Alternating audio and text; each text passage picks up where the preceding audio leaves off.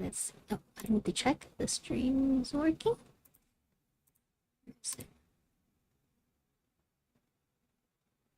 Is it streaming? It doesn't look like it. Is it streaming? Oh, it looks like it. Is it streaming? I can't tell.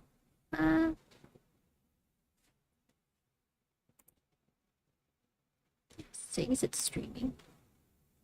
Huh? It's streaming. Uh, okay. I think it's streaming. Okay, let's make a dough. Not make a dough. Use it to make a game. So I need to download it. Let's see. Download. Engine.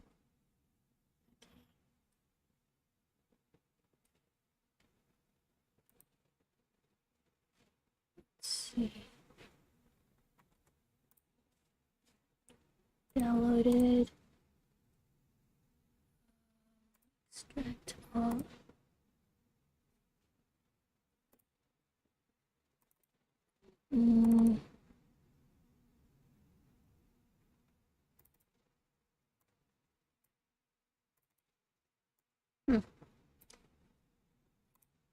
Doesn't quite look like it is. Oh, it popped up in the background. Let's see. Oh, that's it. That's convenient. Why is it so small though? Settings?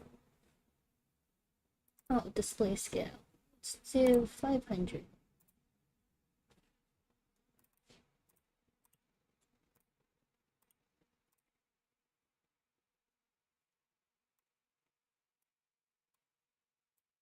More readable. Okay. Let me adjust my monitor.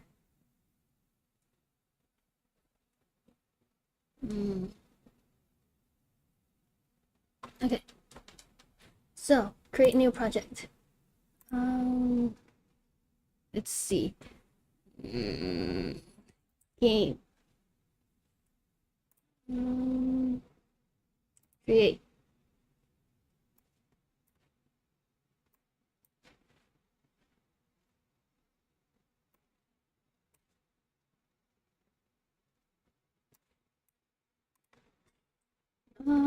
Okay. Now what? Let's see.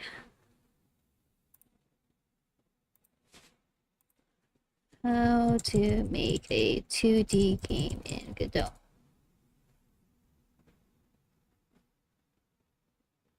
Yeah, that looks good.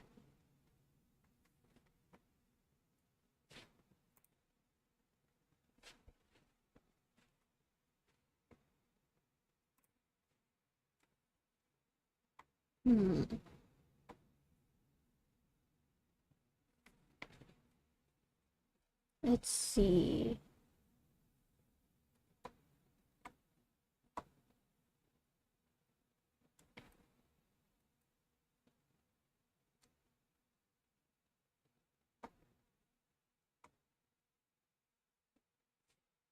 Okay, start off by setting up the base scene. Let me make this small. This can go here. Okay. Okay, that's as little as I can make it. So, first create the base scene.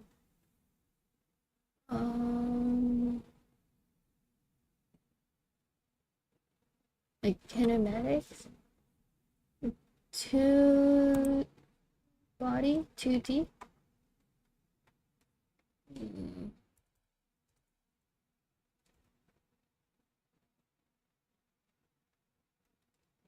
I don't think there's a kinematic. Let's see.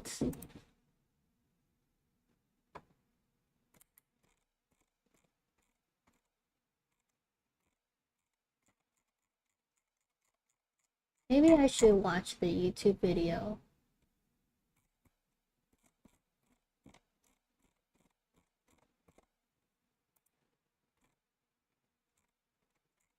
Oh. It may come as a surprise, but roguelite shoot-'em-up games like Vampire Survivors or Brotato are some of the easiest, most satisfying games you're gonna do, and on this we'll create a copy. Let's go around the interface. So in the top left, you have the scene dock, and this is where we will create our character, our slimes, and the other entity. This on I skipped it. I'm going to project, it will give you a green check mark, in which case you can click import and edit. This will open the Godot editor where we can get started. Upon importing the project, you will be presented with this empty 3D view.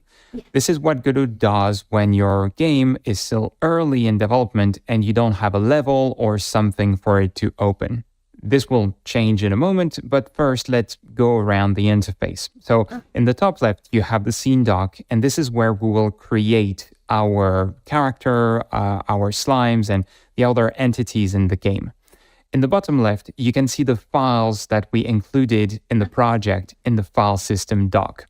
You can double click any folder you see there to expand it, and you'll see there are a bunch of files for characters, for the pistol of the player, and so on. On the right, you can see a dock named Inspector, and this is where you will be able to inspect the different game entities that you'll create in the scene dock. Let's do that and get started with the player character to see how the inspector works. So to get our scene, our player entity started, Godot gives us three handy options: 2D, 3D, and user interface. But we don't want these default options. Instead, we will click Other Node. This brings up a window where you can see all of the nodes, all of the basic building blocks of Godot games that Godot has. And there are loads of them, so you don't really want to search through them manually. Instead, we will use the search bar at the top. So you can click the search bar to highlight it if it isn't already selected, and start typing character. One way to create characters in Godot is to start with a character body 2D node. So you can press enter or click create with the character body 2D node selected to create your scene. And you can see that Godot switches to the 2D view. I'm going to middle mouse, click and drag to center the view on the little dot that we have here that represents our character body. And we'll give it some visuals instantly by going to the file system dock in the bottom left, expand the characters folder, Happy Boo, this is the player character, and you have a file named happyboo.tscn. This is a pre-made construct that we've made for you to have the character already animated. So click and drag this tscn file. You can drag it in the view and see your character. I'll use my mouse wheel to scroll in. Or you can drag the file directly onto your character body 2D node. And this will create a copy of this template, this scene, as Godot calls it, that we named Happy Boo. This only gives us visuals. Now, if we want a character that moves and that can interact with the world, we will use the character body 2D node. And this one needs to have a collision shape as a child of it that defines the shape the physics engine will use to prevent you from going through walls and so on. To add a collision shape, we select the character body 2D node by clicking on it, and then we can click the plus icon. Wait. Where's my game? Save.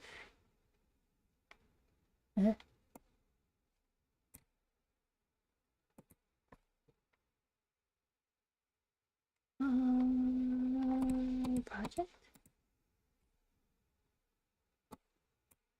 Where is it saved?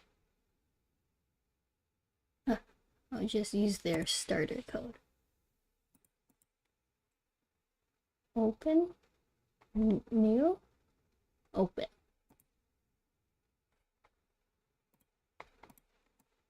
Open scene.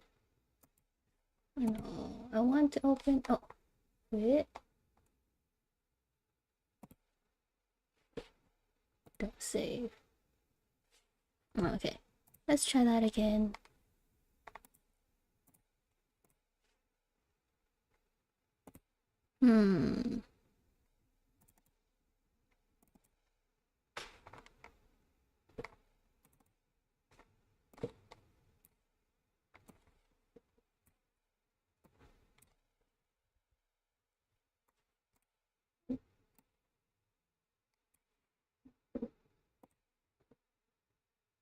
Oh, that's where it is. No, I want to. I don't know. Open, import. Okay, I can just move it over.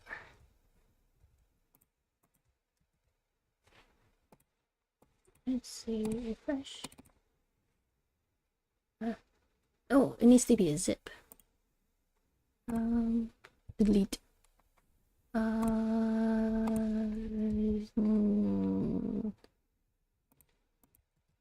Let's try that again.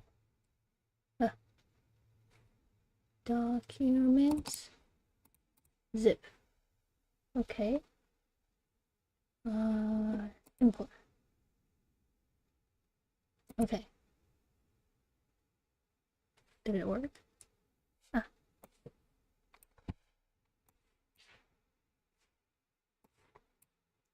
Okay. Okay. Upgrade. Hide. Okay. Put this here, put this here, put this here. Let's see. Other node, character. Characters.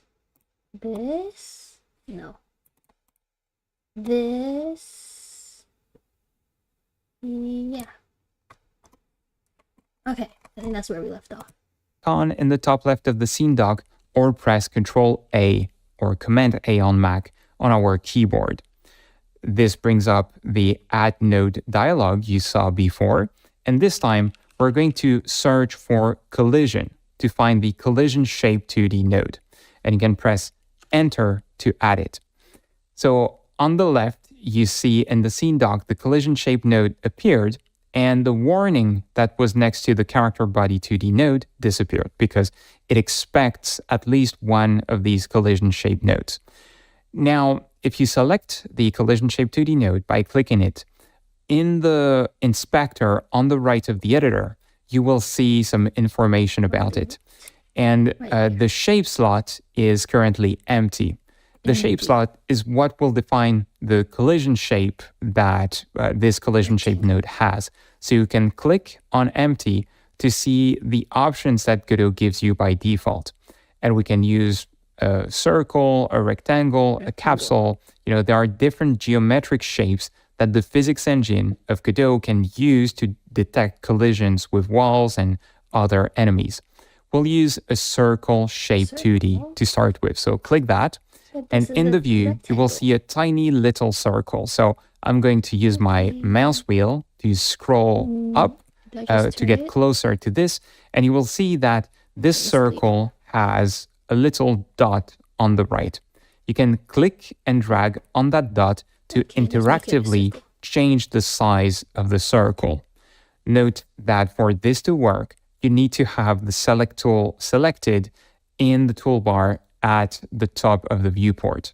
There's another way to change the size of the circle by clicking the circle shape 2D resource in the inspector. And when you do that, it expands and gives you a radius property. And on that radius property, you can click the dot vector. Right, our project. I'm going to name this one player. Allows us to command calls a scene. We can press Ctrl S, created as a template that Godot calls a scene. We can press Ctrl S on our keyboard or Command S on Mac. This brings up the file browser that allows us to save files in our project. I'm going to name this one player.tscn TSCN is the file format Godot uses for scenes, and click the Save button. The character we have created right now will not do anything. The nodes we have allow us to add code to control the character, but without that code, they do not move by themselves. So we need to attach code to our character. To do this, we're going to select the character body 2D node and click this icon in the top right of the scene dock, the attach script icon. We can also right-click on the node and select attach script. This brings up a window where we can choose where to save the script, if we want to use some template code that Godot provides, and some more information, like technical information. So first, please make sure to turn off the checkbox next to template, otherwise it will give us some code that we don't want. And then for the path, you can save to res:// so this is the root of your project files, and then player.gd, and click create. This will create an empty script with the line extends character body 2D. This line means that this code that we are going to write adds code on top of all the code that Godot has in character body 2D inside of the engine. And actually, you can control click on this label, character body 2D, to open its technical documentation page, its class reference. So Godot has this built-in technical help that developers can use to see all of the functions and properties that are available on every node. And this can be accessed by control clicking text in the editor or going to help, search help, which lets you use the document is to define the func art type in times per second to produce individual function. We start with the func keyword. And in this case, we want to start with an underscore and start typing physics. And you'll see that Godot suggests physics process in parentheses delta. Press enter to confirm and complete this line. Thing like that in other engines. It's one you find in pretty much every game engine. And this is the function that the engine will hook onto and call each time it needs to calculate a physics update. Because games update physics and update the general game state many times per second to produce individual images. And so we use these update functions to run our code many times per second, which allows us to move characters, for example. We'll start by calculating the desired movement direction of the player. And for that, we'll use a feature from Godot. So first, let's create a variable that we'll name direction, and we'll use that to store the movement direction. We write the equal sign to assign to it, and then input with a capital I dot get vector.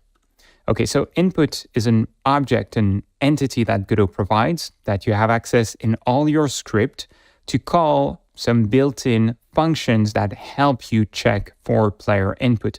And getVector is very handy because it calculates a direction vector as a 2D vector value. So names our input. Now, and then Godot will give you a list of this function asks us first which input action corresponds to the left direction. So this is move left. Then we write a comma, and we're going to then give the right action. And you can see that I'm not inventing them. These are told to me by Godot as I write the function argument. So I'm going to put another comma. And then for the third input action, I want the up direction, which Godot calls -y. And finally, the down action, which Godot calls +y. So this will give us a vector that we can use to move our character, and we can check that pretty quickly. So the character body 2D that we are working with has a property, a variable called velocity that is built in, and this allows us to give one 2D vector. Blue right by keyword, you're going to see, well, the character is in the top left, but if you press the WASD keys, you're going to be able to move the character already with just 3 lines of code. How do you get there? if we run the scene by clicking this icon in the top right or pressing F6 on our keyboard, you're going to see, well, the character is in the top left, but if you press the WASD keys, you're going to be able to move the character already with just 3 lines of code. No, I can't. So this is the basic way of moving a character body. And note that this will automatically take walls and other collisions we will add to our game into account. Okay. Let's see where these labels, the input actions, come from in the project. To do so, we go to Project, Project Settings. So Okay. Godot, how to make input, make character follow mouse.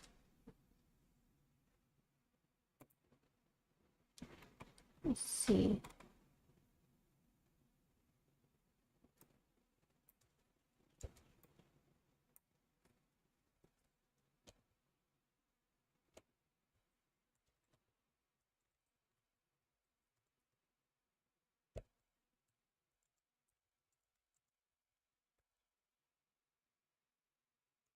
Okay, and here we get a vector from self to mouse.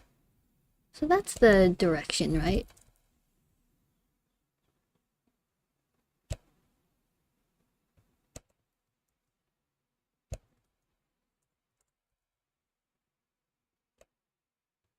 Where's speed? No, constant.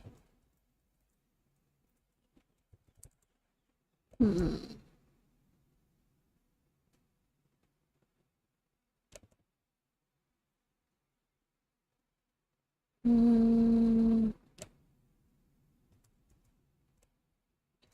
do this, and then I just set velocity to this times speed.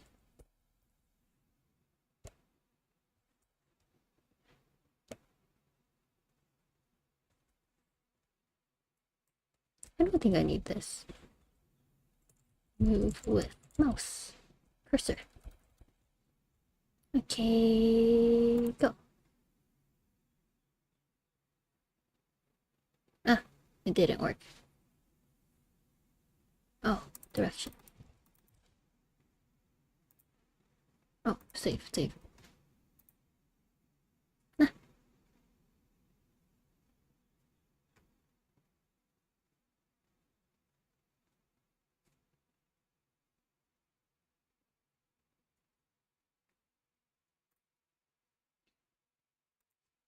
Let's do 5,000.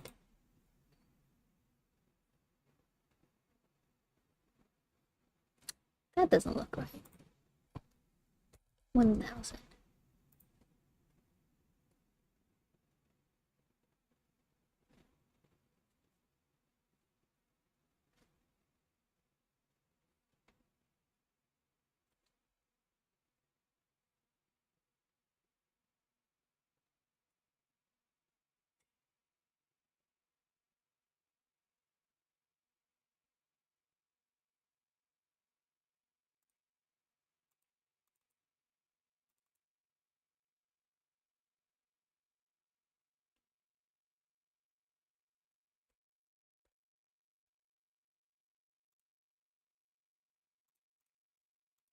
What if I don't have the position? Ooh, okay, that's what. Let's see. So this is to get the direction to here. Speed. How to print.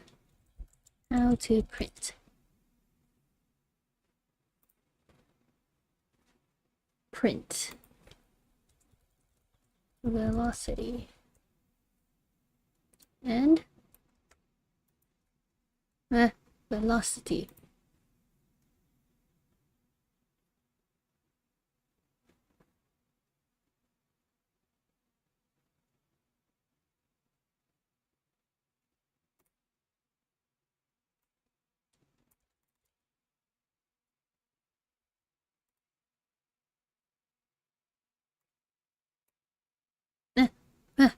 Where did it go? Stop. Yeah.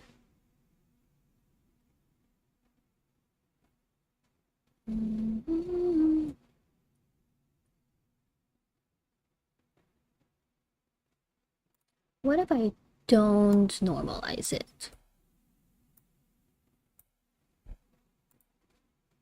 No. Save, go.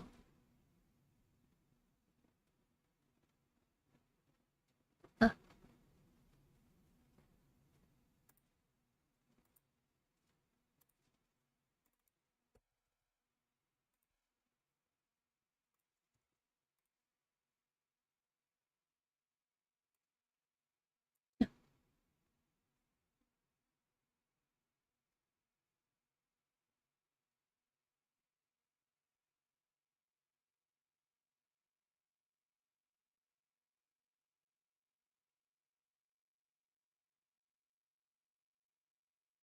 Maybe a little faster.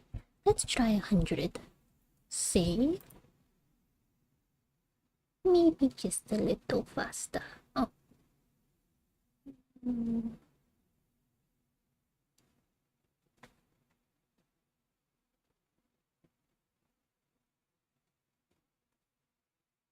Maybe a lot more faster. I think it was 600 before.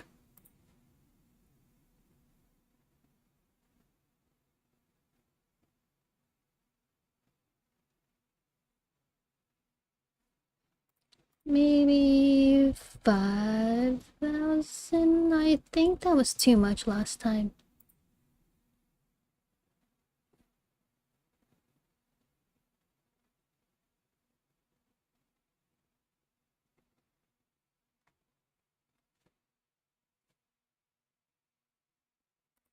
Maybe more. 25.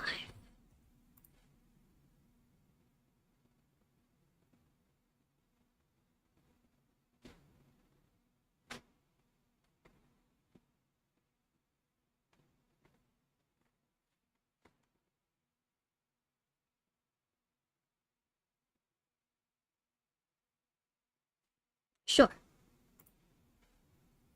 Okay, next step. You can click that, and then you'll land on the General tab, but you want to go to the second tab, Input Map. And here you can see move left, move right, move up, move down. So we just define them. Where are we? Input actions come from in the project. To do so, we go to Project Settings. So you can click that. And then you'll land on the General tab, but you want to go to the second tab, Input Map. And here you can see move left, move right, move up, move down. So using these. we just define them for a different item, and you'll see we need to register those, expand mouse, and we on my keyboard, I have a gamepad and I want to press. Actually, I am.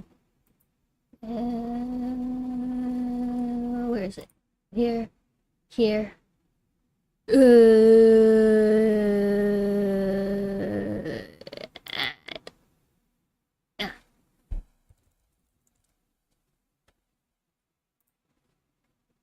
Interact. And then what's that? I'll change it to be the same as everything else. Mouse buttons. Left mouse button. All devices. Okay. Plus again, and let's say I have a gamepad and I want the RB button. So maybe I'm going to click the filter input in there and say RB, which is the right bumper on the Xbox controller. And you can see that Godot suggests it after searching for it. And so I'm going to click OK there. And now I have 3 different inputs that can trigger the shoot action: clicking the left mouse, pressing the space bar, and the right bumper on an Xbox controller, or right shoulder on PlayStation or Switch controller. All right, so this gives you an example of how you can add new input actions. You can also add new inputs to existing actions using their plus button right there. And well, I'm just going to delete this shoot action because we will not use it in our game. And close would be much nicer if it played animations. So if we go to the scene dock, you'll see that there's a camera slate icon next to Happy Boo. And this tells you that this entity is an instance of a template that Godot calls a scene. So it's a scene instance. And you can click the camera slate to open the source scene in the editor. So let's click it and it will open Happy Boo.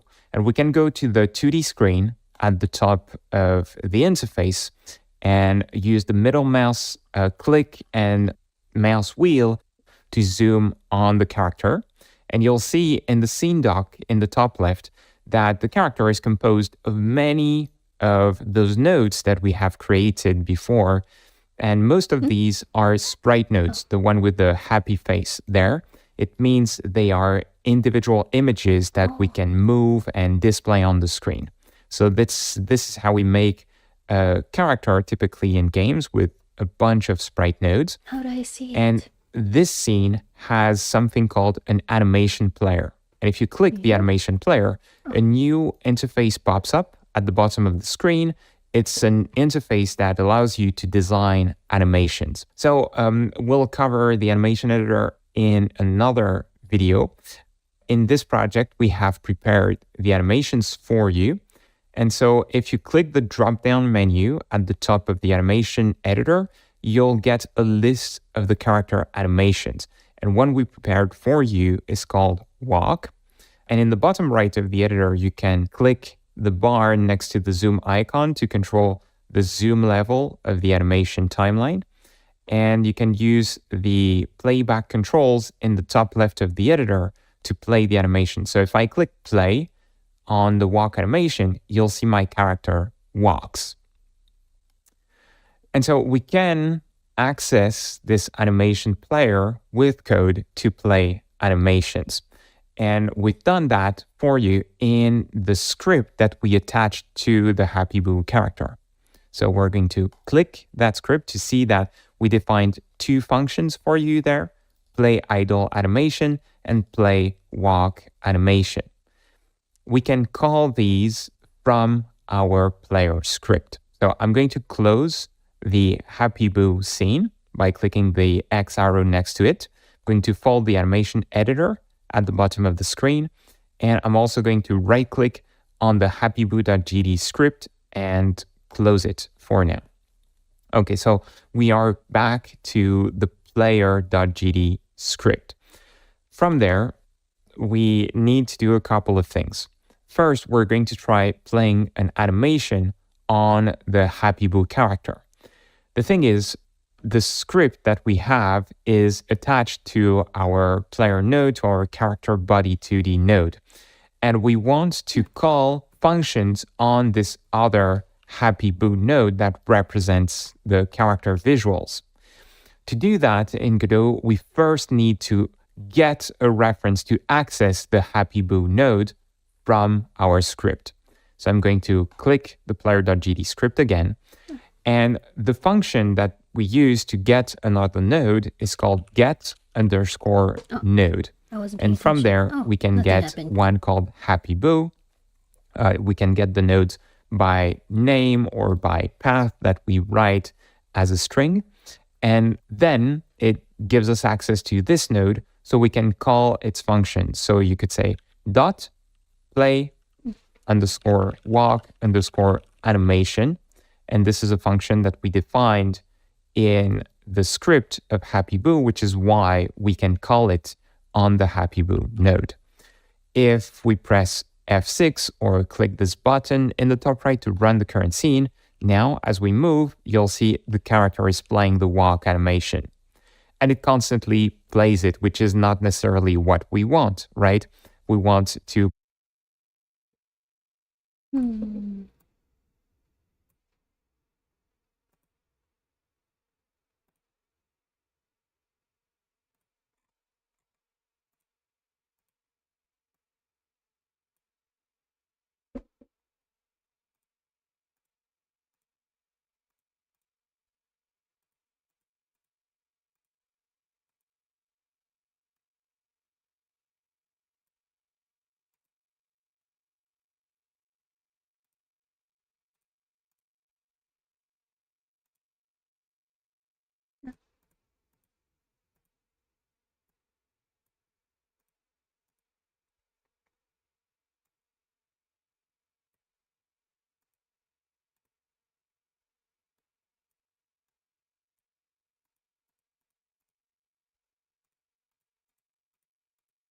Ah, I don't know how to move this around. Oh well.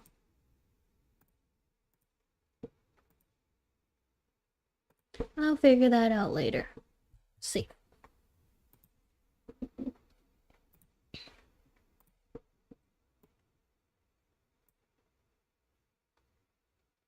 I still think a rectangle is better. Let's see, rectangle.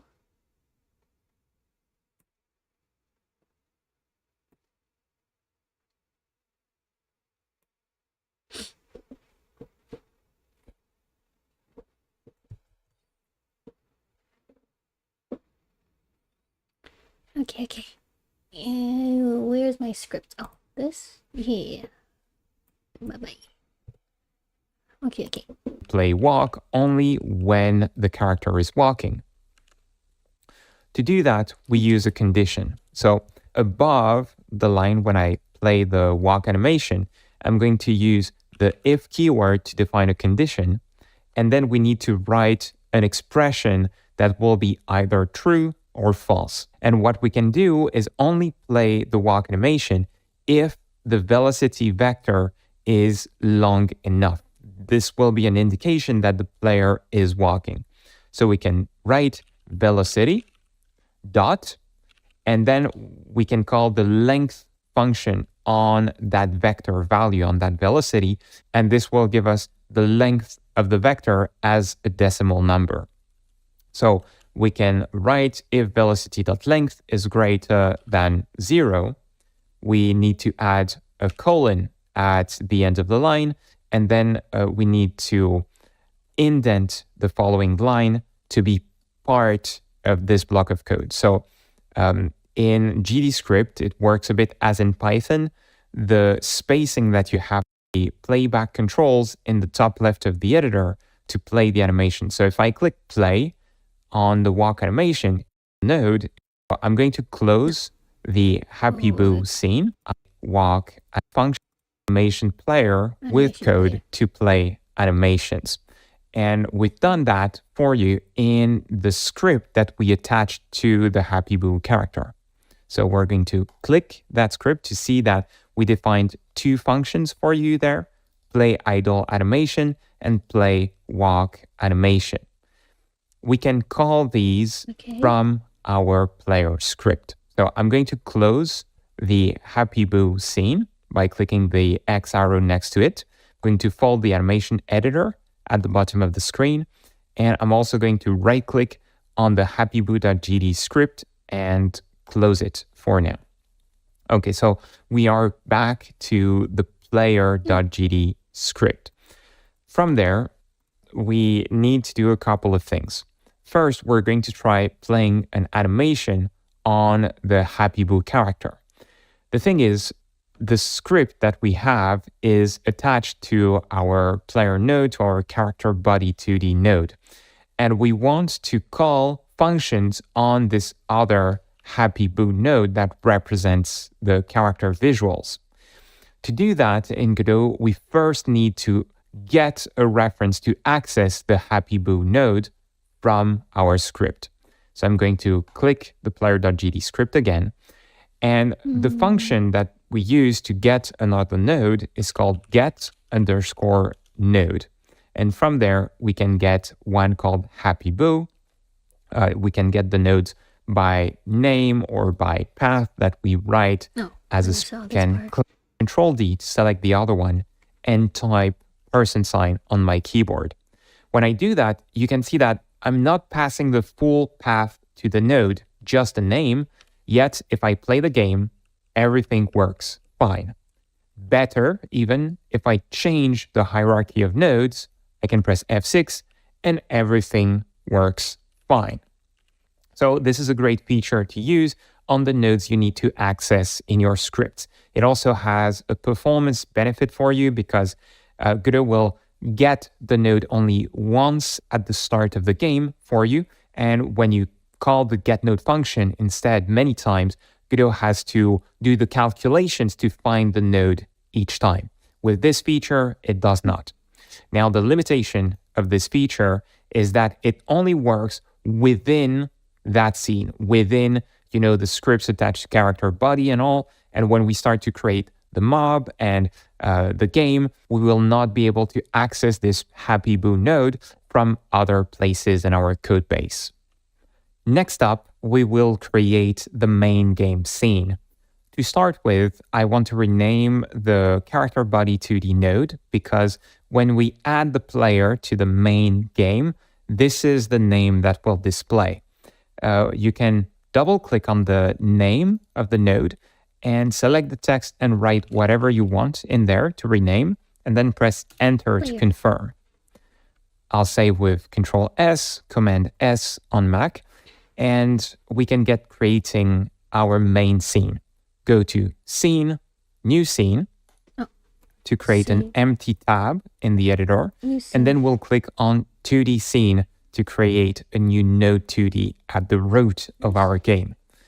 There again, I'm going to click the name and change it to Game. It will be a bit more explicit, and press Control in the editor, and then we'll click on 2D Scene to create a new Node 2D at the root of our game.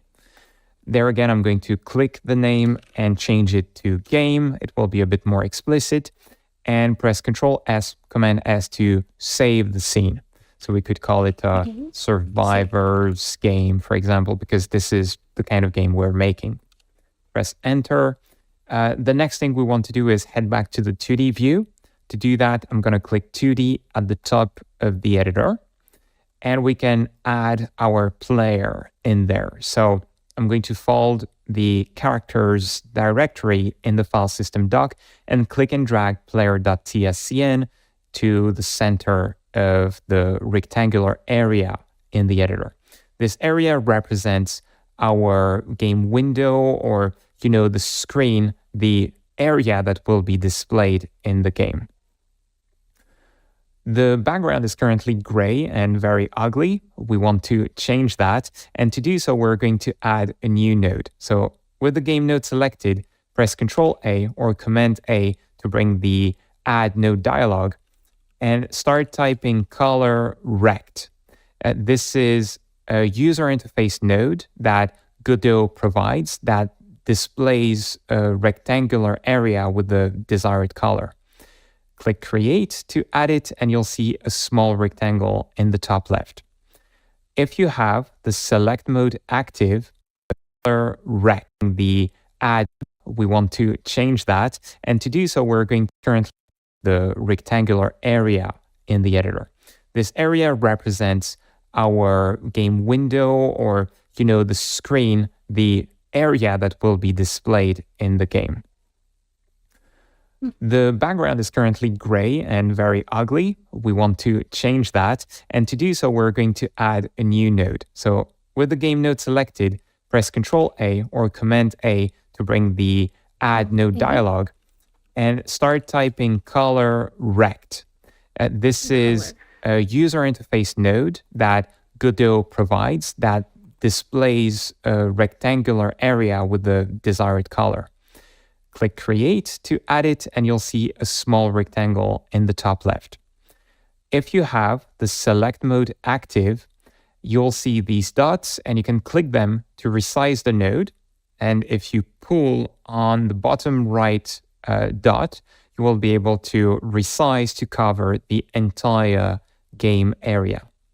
Now, the problem is it displays in front of the player, so we can click and drag to reorder the node in the scene doc and place it above the player so that it draws behind, because the drawing order by default is from top to bottom, right? So color rect is going to draw first, and then the player draws after it, so it draws on top of the color rectangle. Let's add trees to the scene, which will give us two things: nicer visuals and also a way to test the collisions of the player. In the file system doc, in the bottom left, you'll find a trees directory with a pine tree image. You could absolutely click and drag that image onto the game area to place pine trees. The thing is, this creates sprite 2D nodes, and these only give us visuals. They don't give us any collision information for the physics engine. So instead, we will create a new scene that uses this image and hat. Okay, I think that's a good stopping point for today. Okay, boy.